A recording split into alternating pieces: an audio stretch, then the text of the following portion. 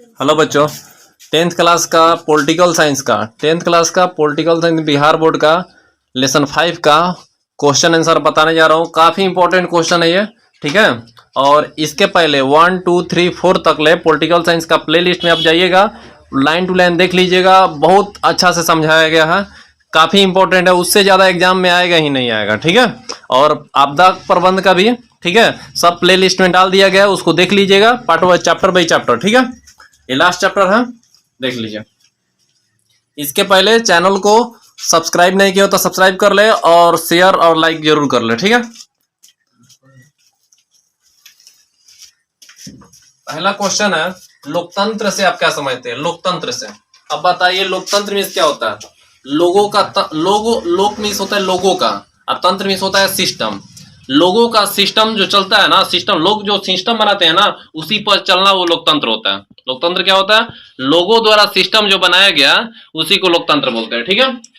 लोकतंत्र में शासन जन प्रतिनिधियों, जन माने हम लोग, जनता, प्रतिनिधि जो चुने जाते हैं, ठीक है ना, जो विधायक उधक होते हैं, चुने जाते हैं। लोकतंत्र में शासन जन प्रतिनिधियों द्वारा किया जाता है, जनता के प्रतिनिधि द्वारा। मतलब लोकतंत्र में कौन शासन करते हैं? जन प्रतिनिधि, मतलब जनता द्वारा जो प्रतिनिधि होते हैं ना, वो शासन करते हैं, ठीक है।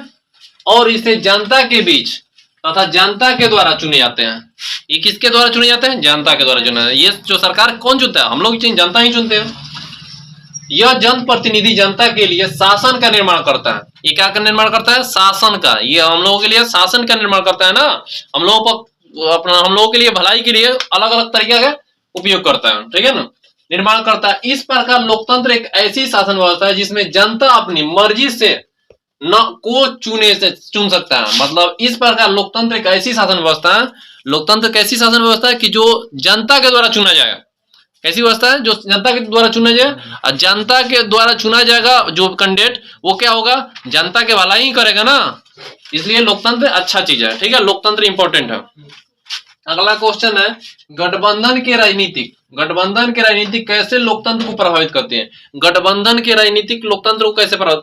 गठबंधन से आप तो समझ सकते हैं कि एक आदमी नहीं, एक दूसरे का सहयोग से कोई सरकार का निर्माण हो, गठबंधन होता है, ठीक है ना। मतलब कहने का अर्थ है, जितना सीट है उसमें से आधा भाग से एक ज्यादा करिएगा तो क्या होगा? फुल बहुमत से जीतिएगा। लेकिन आधा भाग से कम आया तो क्या होगा? हम गठबंधन करें, किसी का सहयोग लेंगे, ठीक है, वो गठबंधन होता है। तो लोग आए, गठबंधन की राजनीति कैसे लोकतंत्र को प्रभावित करते हैं? तो गठबंधन की राजनीति कई राजनीतिक दल को मिलकर सरकार बनाती है। पहले नंबर, ये कई राजनीतिक दल को मिलकर एक पार्टी से नहीं, मान लीजिए बीजेपी है, चाहे कांग्रेस पार्टी है, चाहे आरजेडी है, जो भी है, एक पार्टी दूसरा पार्टी एक फुल बहुमत से नहीं भरा तो दूसरा पार्टी क्या करेगा? उसको मिलाएगा, तब उसका सरकार बनेगा, ठीक है।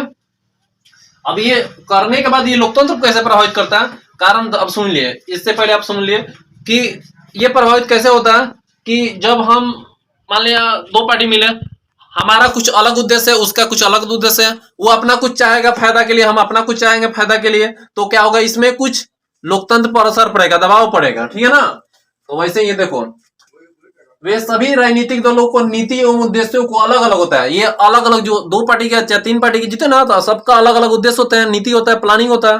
जीतने के बाद इन उद्देश्यों और नीतियों को पूरा करने के लिए, ये अपने उद्देश्य, उसका सोचा अलग है, हमारा सोचा अलग है, अपना अपना उद्देश्य को पूर्ति करने के लिए, ठीक है, पूरा करने के सभी राजनीतिक दल सरकार पर दबाव बनाते हैं। अब इसके लिए क्या, हम अपना अलग दबाव बनाएंगे, सरकार पर दूसरा पार्टी है अलग दबाव बनाएगा, क्योंकि दोनों मिलकर बनाए ना, अलग बनाएगा, जिससे लोकतंत्र प्रभावित है।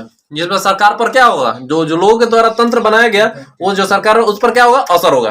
क्यों? तो इसमें हम क्या, गठबंधन करने से क्या होता है? लोकतंत्र को कैसे प्रभावित हो रहा है? मतलब देखिए, कहने का अर्थ है, मेरा हाथ है ये सरकार हुआ, ठीक है, ये दो लोग मिलने के बाद दोनों आदमी का, हमारा इस उंगली का दूसरा उद्देश्य है, इस उंगली का दूसरा उद्देश्य है। पहले एक बनता, एक सरकार बनता तो इससे डायरेक्ट करता, कोई दिक्कत नहीं हो, लेकिन इसका कुछ सोचा लगा, इसका कुछ सोचा लगा, इस पर दबाव डालेगी नहीं डालेगी, तो इससे इस अपने अपने काम के लिए दबाव डालेगी, तो लोकतंत्र पर प्रभावित हो गई जो सरकार है, ठीक है। अगला है आतंकवाद लोकतंत्र की चुनौती है। कैसे? सिंपल बात है, आतंकवाद तो सबको समस्या करेगा, तो लोकतंत्र को भी समस्या करेगा। आतंकवादी आने हमारे इलाका में ढुक जाए तो हमको प्रभावित नहीं करेंगे, तो सबको प्रभावित करेंगे। अब लोकतंत्र के बारे में पूछा कैसे प्रभावित करते हैं? आतंकवाद लोकतंत्र के लिए बहुत बड़ी चुनौती है। यह देश में एकता करने से रोकता है। मिलजुल कर आएंगे, मिलजुल कर आए, उसके बीच में क्या होगा, आतंकवादी लोग ढुक जाएंगे तो मारकाट हो जाएगा, तो ये हम लोग की एकता को रोक ही देगा ना। लोग आतंकवादी सब रोकते हैं। किसी भी लोकतंत्र में आतंकवादी दुर्घटना के होने से वहां के विकास कार्य, मतलब लोकतंत्र में आतंकवादी दुर्घटना होने से वहां के विकास कार्य, मतलब विकास से कार्य, जन कल्याण योजनाओं को चलाने में कठिनाई उत्पन्न होती है। कहने का अर्थ, मान लिया हम, हमारे पास कोई सरकार योजना निकाले, उसको चोरी कर दिया गया, उसमें चोरी कर, चाहे वहां के लेबर को मार दिया गया, चाहे बहुत सारे नुकसान पहुंचा दिया गया, तो क्या होगा, वो आदमी वहां पर कर पाएगी, सरकार चाहकर भी कर पाएगी? नहीं कर पाएगी। तो जन कल्याण, जनता का कल्याण का बाधा हो जाएगी, नहीं होगा। विकास कार्य में, जन कल्याण में, योजनाओं में जो चलाने वाली कठिनाइयां उत्पन्न हो सकती है, इसके कारण से आतंकवादी करेंगे, बहुत सारा नुकसान पहुंचाएंगे, तो कोई आदमी काम करेगा नहीं, ठीक है ना। तो उससे और विकास प्रक्रिया रुक जाती है, और विकास प्रक्रिया रुकी जाएगा ना। मान लिया कोई आदमी खुलकर काम नहीं कर पाएगा तो रुकी जाएगा और धीमी हो जाती है, ठीक है, रुक जाती है, धीमी हो जाती है। मान लिया हमारे इलाका में कोई फंड आया, फंड के अनुसार काम किया, तो वहां के रहने वाले लोगों को आतंकवादी से डर है, तो आतंकवादी के डर है तो वो काम कर पाएंगे, खुलेआम नहीं कर पाएंगे। तो अब जब वहां पर काम करेंगे नहीं तो सरकार पूंजी लगा क्या करेगी, क्या तो वो काम थभी न पर जाएगा, विकास की स्थिति रुक जाएगी, नहीं रुक जाएगी। बात वही है, ठीक है। अगला क्वेश्चन है, ये भी एक क्वेश्चन है, ये भी सब समझिए कि सब भी एक क्वेश्चन है, जिसमें ये बहुत ज्यादा इंपॉर्टेंट क्वेश्चन है, ये भी इंपॉर्टेंट है। नेपाल में किस तरह शासन व्यवस्था है, लोकतंत्र की स्थापना में क्या बाधाएं हैं?